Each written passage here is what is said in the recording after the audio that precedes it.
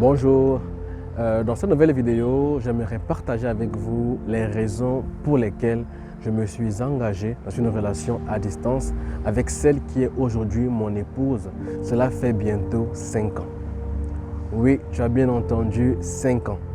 Et j'espère vraiment qu'au travers de mon témoignage, au travers de cette histoire, tu seras encouragé, tu seras vraiment challengé et que cela t'aidera toi aussi à prendre des bonnes décisions. Parce que tu dois savoir une chose, c'est que le choix du conjoint est très déterminant par rapport à ta destinée. Un mauvais mariage ou un mauvais choix peut avoir de grandes répercussions sur ta destinée. Alors, pour commencer, j'aimerais te rassurer d'une chose. Personnellement, je n'ai jamais envisagé rentrer dans une relation à distance. Et pour avoir discuté un tout petit peu avec plusieurs personnes qui sont dans ce type de relation-là, j'aimerais te garantir que la plupart de ces personnes n'ont jamais souhaité entrer dans cette relation à distance. Personne ne le veut. Je ne pense pas que quelqu'un va prier pour dire « Seigneur, j'aimerais être dans une relation à distance ». Parce que lorsqu'on rentre dans une relation, c'est parce qu'on souhaite profiter de l'autre. C'est parce qu'on souhaite connaître l'autre. C'est parce qu'on souhaite passer des moments de qualité avec l'autre. Et malheureusement, dans la relation à distance, il y a beaucoup de choses que vous ne pouvez pas faire tout simplement parce que vous êtes séparés par une grande distance. Mais qu'à cela ne tienne, pourquoi est-ce qu'en 2017, je me suis engagé avec mon épouse, bien qu'elle soit dans un pays différent du pays dans lequel je me trouvais? Pour te permettre de mieux comprendre la situation, j'aimerais te partager un peu mon témoignage. J'ai accepté le Seigneur dans ma vie en 2010 et lorsque je l'accepte en 2010, j'avais exactement 20 ans. Et à 20 ans, pour la petite histoire, je n'avais jamais connu de femme, je n'avais jamais eu de copine, ce qui fait que je n'avais jamais eu de relation poussée avec une personne de sexe opposé. Et pour moi, c'était enfin dans les fiançailles que je voulais profiter de cette intimité. C'était enfin dans les fiançailles que je voulais développer cette amitié avec une personne de sexe opposé. Donc pour moi, il était inadmissible que mes fiançailles se fassent à distance. Avec qui est-ce que je devais aller au cinéma? Avec qui est-ce que je devais aller au mariage des frères ou des sœurs? Avec qui est-ce que je devais aller me balader? Tu vois un peu? Donc pour moi, c'est autant d'activités dont j'avais toujours rêvé de réaliser avec ma fiancée. Mais pourquoi est-ce qu'au moment de faire le choix de ma conjointe, j'ai décidé d'aller vers une personne qui soit dans un autre pays? Et dans cette vidéo, j'aimerais donc partager avec toi les principales raisons qui m'ont poussé, malgré la distance, à partir vers mon épouse. La première raison, c'est que je l'aimais.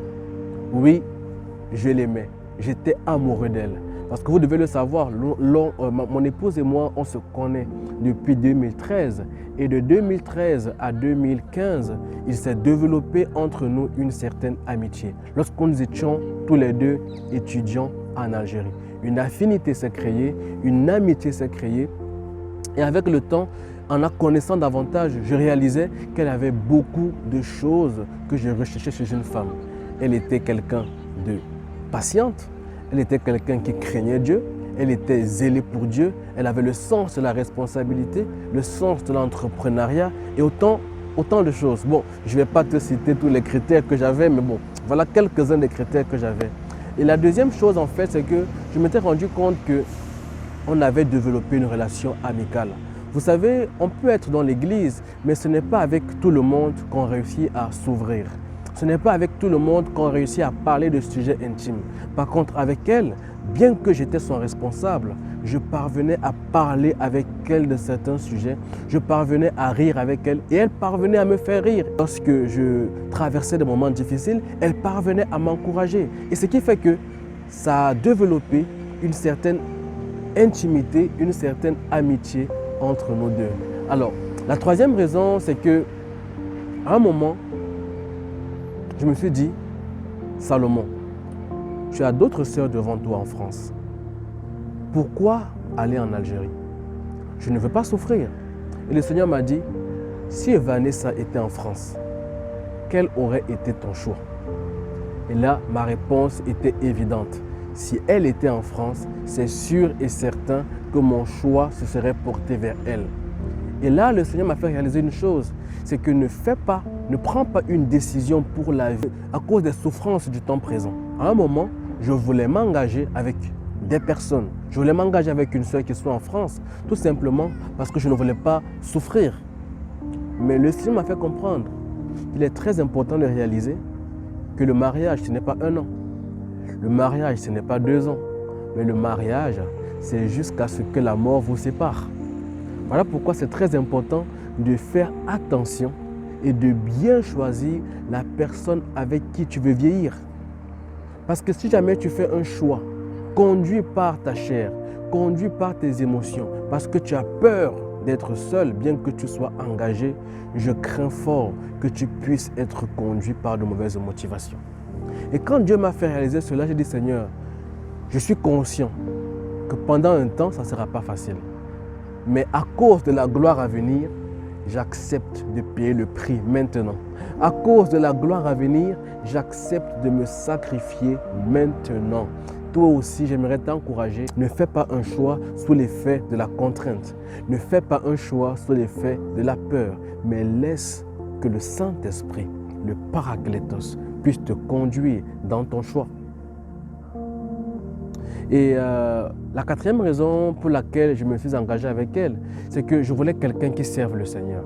Et elle servait le Seigneur, elle était zélée, elle suivait les âmes, elle évangélisait, elle encourageait dans les cellules de maison.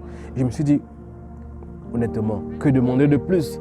Quand tu parviens à trouver chez une personne la réponse à tous tes sujets de prière, je pense que tu n'as plus besoin de continuer à intercéder. Est-ce qu'on se comprend? Eh bien oui, chez elle, j'avais la réponse à tous mes sujets, tous les critères que je recherchais, je les trouvés chez elle. Voilà pourquoi je me suis dit, je ne vais pas aller m'engager avec quelqu'un d'autre, or qu'en elle, j'ai tout ce que je désire. Et la dernière raison, en fait, c'est que j'ai eu des confirmations. Oui, bien que je l'aimais déjà, bien qu'il y avait cette affection ou cette attirance, cette compatibilité émotionnelle, cette compatibilité physique, j'ai davantage pris la peine de demander au Seigneur des confirmations. Tout comme Gédéon, même quand le Seigneur lui a parlé, il a demandé des confirmations.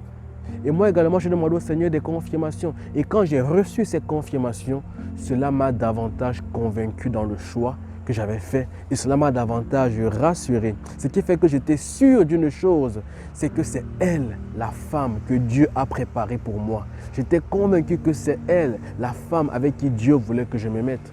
Aujourd'hui, malgré le fait que nous soyons toujours à distance, je ne regrette pas mon choix. Je bénis le Seigneur parce que je sais que je suis dans un processus, dans une saison et que cette saison, elle a un temps de début et elle a un temps de fin. Alors toi également qui es dans une relation à distance, j'aimerais t'encourager à continuer à persévérer, à ne pas regretter ton choix, à ne pas te lamenter, mais à faire confiance à celui qui t'a parlé au commencement, à faire confiance à celui qui t'a confirmé et qui t'a convaincu que c'était elle la bonne personne. Persévère parce que assurément les prochains jours sont meilleurs. Que le Seigneur te bénisse. Bye.